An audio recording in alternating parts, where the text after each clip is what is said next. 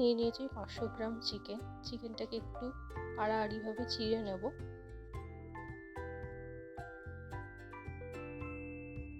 এরপর এতে নুন, আদা রসুনের পেস্ট আর লেবুর রস দিয়ে ভালোভাবে ম্যারিনেট করে রাখবো 15 মিনিটের জন্য।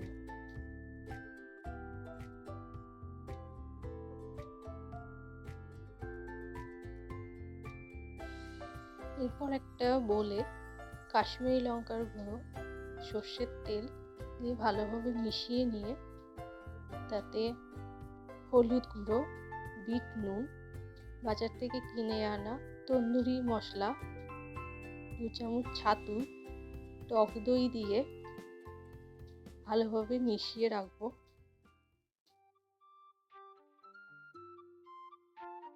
এরপর এতে চিকেনগুলো ম্যারিনেট করে রেখে দেবো 1 থেকে 2 ঘন্টার জন্য। এরপর একটা ফ্রাইং প্যানে তেল গরম করে তাতে চিকেনগুলোকে দিয়ে খুব ভালোভাবে ভেজে নিতে হবে।